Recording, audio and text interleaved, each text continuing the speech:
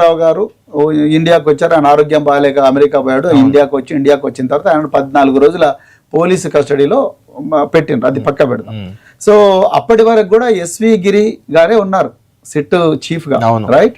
So అది అయిపోయిన తర్వాత రెండవసారి మళ్ళీ ఒక కొత్త సిట్ వేసిండ్రు. కొత్త సిట్ వేసి దానికి హైదరాబాద్ కమిషనర్ ఆఫ్ పోలీస్ ఇప్పుడు సజ్జనార్ గారిని పెట్టారు. నేను మళ్ళీ చెప్తున్నా, కళ్యాణ్ గారు, నేను ప్రెస్ బ్రీఫింగ్ ఇచ్చేటప్పుడు కానీ ఎప్పుడైనా కూడా రాజకీయ కోణంలో ప్రతిపక్ష పార్టీలను అధికార పార్టీని అటాక్ చేసేటప్పుడు అధికారుల పేర్లు తీసుకోం, జనరల్ కూడా తీసుకోం. కానీ ఇవాళ సిట్ చీఫ్ గా సజ్జనార్ గారిని పెట్టారు కాబట్టి నేనేమన్నా ఆ రోజు 2015లో మీరు ఏ డిపార్ట్మెంట్లో ఉన్నారో ఏ డిపార్ట్మెంట్ డిఐజీ ఆర్ ఐజీగా ఉన్నారో ఆ డిపార్ట్మెంట్ మీదనే దాదాపుగా 9 పోలీస్ స్టేషన్లు నాకు ప్రెస్లో దొరికింది. దాని తర్వాత ఇంకా లోతుగా పరిశోధిస్తే దాదాపు 70 పోలీస్ స్టేషన్లలో కేసులు అయినాయని తెలిసింది, రైట్? ఇన్ని కేసులు ఎదుర్కొంటున్న డిపార్ట్మెంట్లో ఒక అధికారిగా ఉన్న మీరు ఇప్పుడు సిట్గా ఎట్లా ఉంటారు, సిట్ చీఫ్గా ఎట్లా ఉంటారు? దీంట్లో మీకు మారల్ అథారిటీ లేదు, మీరు వైదొలగాలే అని చెప్పేసి నేను చెప్పడం జరిగింది. నేను ఆయన స్పెసిఫిక్గా బై నేమ్ టార్గెట్ చేయలేదు, చేస్తే అది తప్పు, నేను ఒప్పుకుంటా.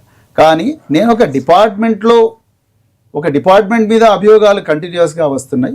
సో ఆ డిపార్ట్మెంట్ కూడా ట్యాపింగ్ మీదనే అభియోగాలు వచ్చినాయి. ఆ ట్యాపింగ్లో ఆ డిపార్ట్మెంట్లో మీరు డిఐజీగా ఉన్నారు కాబట్టి మీరు నిజంగా ఎవరైనా మీరు సిట్ చీఫ్గా ఉండండి, బాబు నేను ఉండను, నేను ఇంటెలిజెన్స్లో పనిచేసిన, వేరే వాళ్ళని ఎవరినైనా పెట్టుకోండి అని అంటే బాగుంటున్నాను.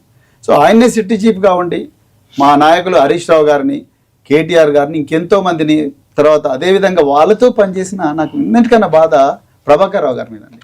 ప్రభాకర్ రావు గారు 16 సంవత్సరాలు ఇంటెలిజెన్స్లో పనిచేసిండు. మీ అందరికి సీనియర్ 16 సంవత్సరాలు క్యాన్సర్ సర్వైవర్. అంత బాధలో ఉన్నప్పటికి కూడా ఇదే సజ్జనార్ గారి దగ్గర, శ్రీధర్ రెడ్డి గారి దగ్గర, ఇంకా చాలా మంది ఆఫీసర్ల దగ్గర ఆయన పనిచేసిండు. వీళ్ళే ఆయనకు మెడల్స్ కోసం రికమెండ్ చేసిండ్రు, అత్యుత్తమ అధికారిని రికమెండ్ చేసిండ్రు. ఆయనను 14 రోజులు జూబ్లీహిల్స్ పోలీస్ స్టేషన్లో కస్టడీలో పెట్టిందండి. అవసరమానండి? ఆయన చేసిన పాపం ఏంది? వీళ్ళు ఒక్కరితో అవుతుందని అదే మన్మోహన్ సింగ్ గారి స్టేట్మెంట్ ఇచ్చాను నేను. ఒక్కరితో అవుతుందా? అంటే మీరు ప్రవీణ్ గారు సిట్ 1 సిట్ 2 అంటూ చేస్తున్నారు కదా, అంటే సజ్జనార్ గారిని సిట్ బాధ్యతలు అప్పగించడానికి హరీష్ రావు, కేటీఆర్, లేకుంటే కేసీఆర్, సంతోష్ రావు, ఇంకా చాలా మంది ఇంక్లూడింగ్ ప్రవీణ్ కుమార్, ఇలాంటి పెద్ద పెద్ద వాళ్ళను విచారించడానికి ఆ గిరి స్థాయి సరిపోదనుకుని ఏమైనా సజ్జనార్కి ఇచ్చారా బాధ్యత? అలా అనుకోవచ్చు.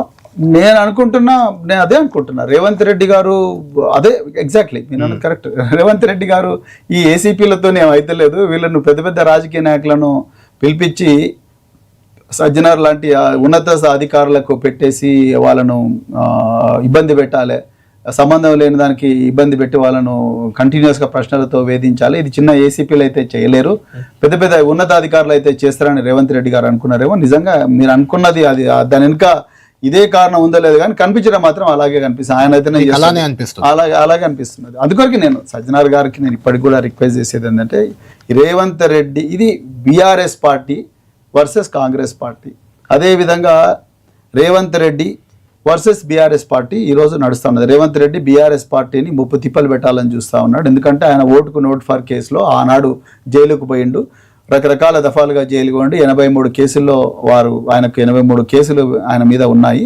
సో అలాంటి రేవంత్ రెడ్డి గారు ఈరోజు అధికారంలో ముఖ్యమంత్రిగా ఉన్నారు. ఎట్లా చేసి బీఆర్ఎస్ నాయకులు కొంతమంది జైలు పంపించాలి అని చెప్పే కుట్రతోనే ఆయన ఇవన్నీ చేస్తున్నాడు. నేను సజ్జనార్ గారికి ఓపెన్గా రిక్వెస్ట్ చేస్తున్నానంటే, ఈ చదరంగంలో మీరు పావులుగా మారుతున్నారు, మీ భుజం మీద నుంచి ఫైర్ చేస్తున్నారు బీఆర్ఎస్ నాయకుల మీద రేవంత్ రెడ్డి గారు. దీంట్లో మీరు పావులు కాకూడదు అని చెప్పేసి అంటున్నారు. ఎందుకంటే రాజకీయ నాయకులకు, పోలీసు అధికారులకు మాత్రమే తెలిసిన టెలిఫోన్ ట్యాపింగ్కు ఏమాత్రం సంబంధం ఉండదు.